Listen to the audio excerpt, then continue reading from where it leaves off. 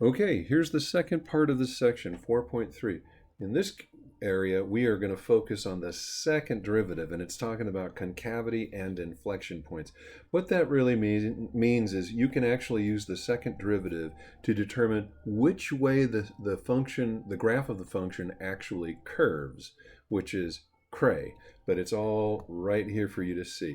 So what I'm going to do is I'm just going to take this proposition and kind of run with it.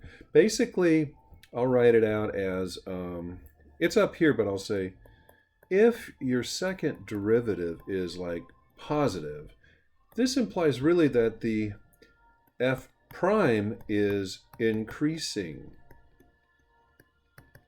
Now, if you think graphically for a moment, that means, like, for example, you might have a curve that, okay, I've got a point and I've got a slope here. I go along farther and I got the slope. And you know what's happening is that the slope is getting bigger and bigger and bigger. So what that's indicating is the curve really has no choice. What's happening is it's curving upward. So that it implies that the curve is maybe bending upward.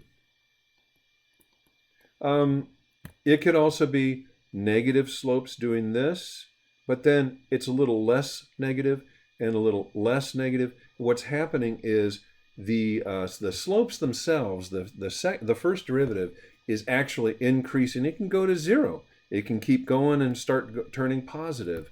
And what this shows is that if you connect the dots here, you've got a curve that is bending upward. Okay, I'll pick another color for this.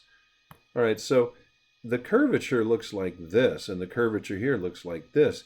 And they call this actually, instead of curvature, the curvature is something in Calc 3, but curvature here, the way I'm using it, means they use the term concavity. And they would say concave upward.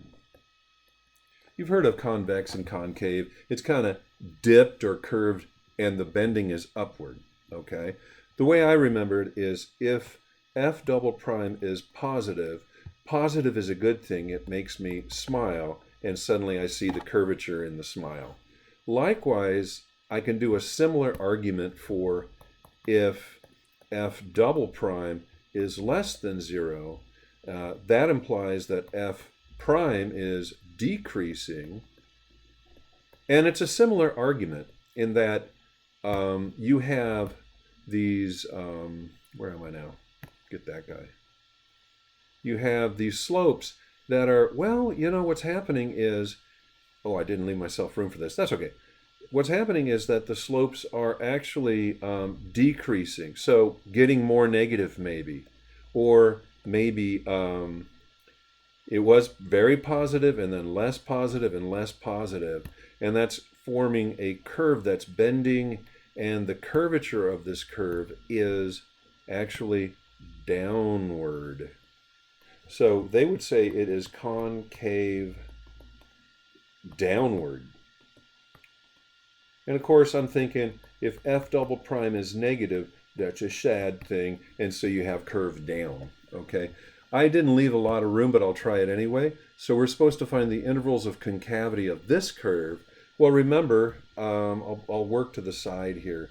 We found f prime to be, let's see, what was it? It's 6x squared minus 18x. This was supposed to be an x, so plus 12. But now, for concavity, we go to the next derivative, f double prime of x is 12x minus 18. Okay?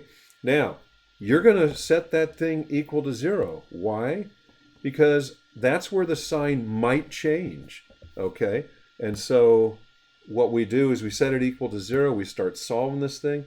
You know, that's easy to solve. You just go 12x is 18. So therefore, x itself is 18 over 12, or how about we say 1.5? Isn't that so? And so, therefore, what you ought to do now, I'll do this in red, is I'll do a number line for f double prime. And the breaking point here is 1.5, 1.5, right? So I check the numbers like what if x is 0, what if x is 2, and I go directly to the second derivative to see if I get positive or negative. 0 gives me negative. Do you see that? F double prime is negative there. So what do you know about that? Is it decreasing? No, that's the first derivative. Instead, it is concave down. When you plug in 2, it's positive, and guess what? It's concave up. What the heck does that look like? Well, a polynomial, if you go back up to our sketches up here, I think we've got it. Where are you? There it is. We can actually mimic the concavity here in this sketch we have. It looks like, it's concave down here, and then it turns concave up here. Where does it change? 1.5. Do you see that? Right in the middle, 1.5. You know what 1.5 is? They call that an inflection point, where I think that might be another section here. Here I'm just going to find the intervals of concavity. And, oh yeah, and any inflection points. So an inflection point is where, look at me, I didn't leave enough room. An inflection point is where, simply put, where concavity changes. Concavity, or the sign of F double prime, changes. Did we find one? Yeah, we did. We found one right here, went concave down to concave up. So at that point, 1.5, and you would plug into this thing to find what the value was. You'd say there's an inflection point.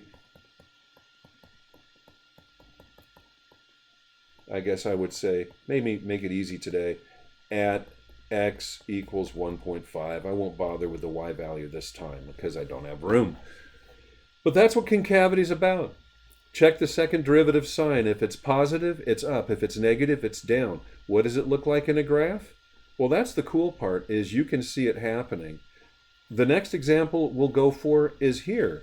And I bet concavity changes from up to down. This guy went from down to up, you see. So let's go to that next example and see it from start to finish. Maybe we have a little more room to work. It looks like we do. So if we want concavity and any inflection points for this guy, first of all, once again, we have to work through the first derivative, which we found to be, what did we find it to be? Let's do it again, why not? We've got x squared plus 1 squared, and we've got x squared plus 1 times 1 minus x times derivative here, which is 2x. I remember this now. And we've got like 1 minus x squared over this guy, x squared plus 1 quantity squared. This is a bummer with the quotient rule, is that you have got to go for the second derivative, and it could be a bit murky, okay? Yeah, we got to do it again, man. So we will. We'll go x squared plus 1 squared, and this, guess what? Squared again comes up here. It's x squared plus 1 squared. Derivative upstairs, this guy right there, is negative 2x. Minus this, 1 minus x squared. This is going to be horrendous. We've got to derive the bottom now, which is going to be, I got to go fast, it's a chain rule. It's 2 x squared plus 1 to the 1, and derive inside is a 2x. Oh, goodness glory. So we got some work to do. Well, what I notice, oftentimes I see this in these problems, is you actually have, to help yourself out, you can actually factor out one of these x squared plus 1s. Do you see that? That's pretty cool. It's a common factor.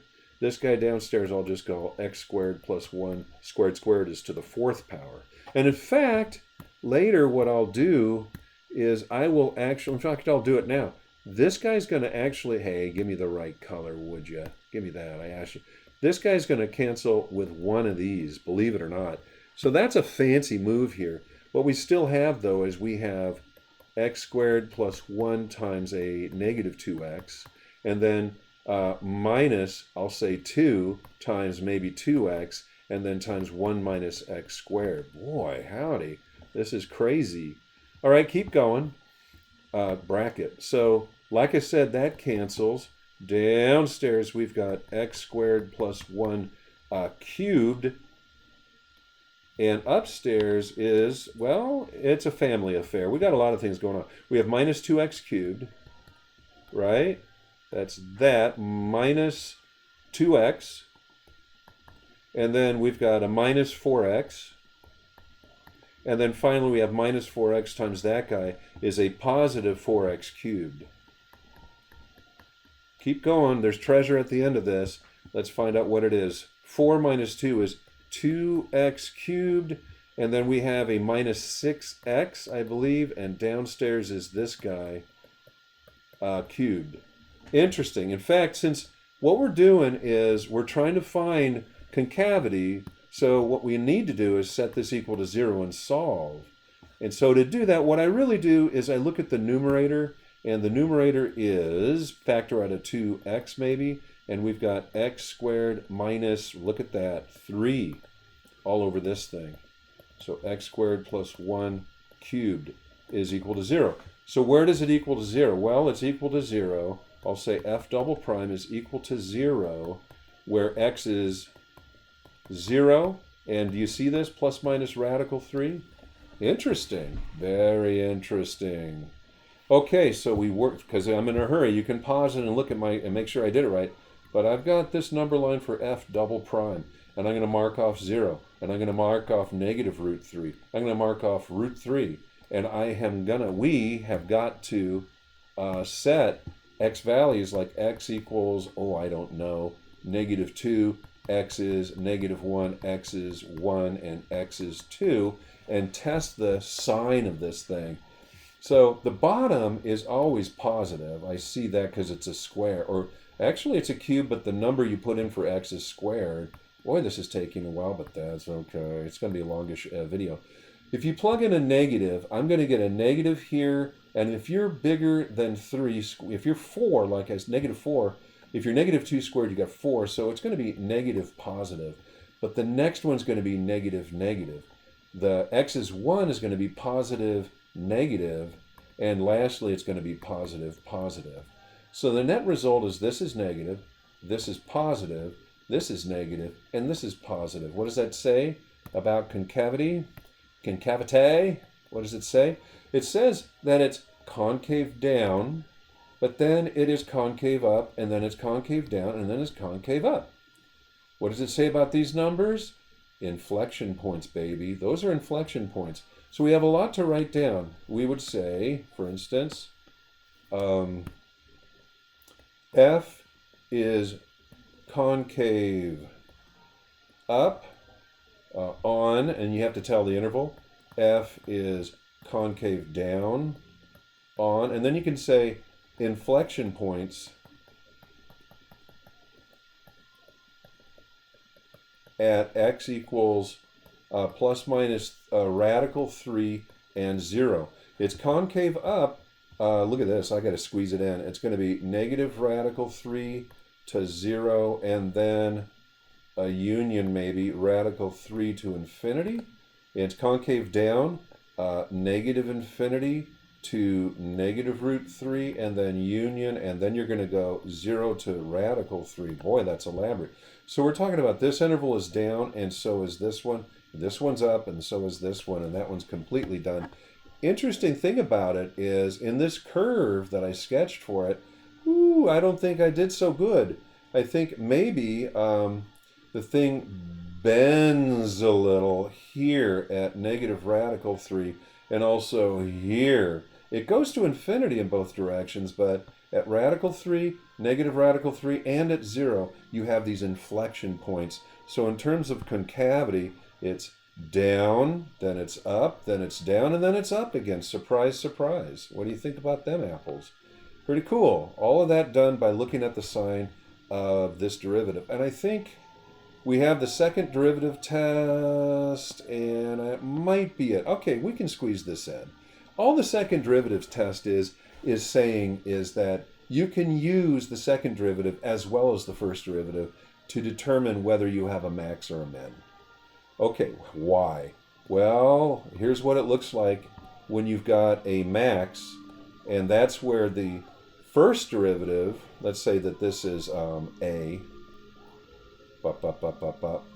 okay, that's when the first derivative is positive and increasing, but then negative and decreasing, and then here, call this b, you have a max here and a min here.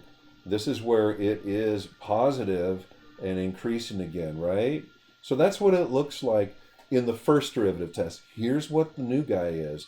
The new guy is the second derivative test. The second derivative test is very, you can see it in a picture very well as well.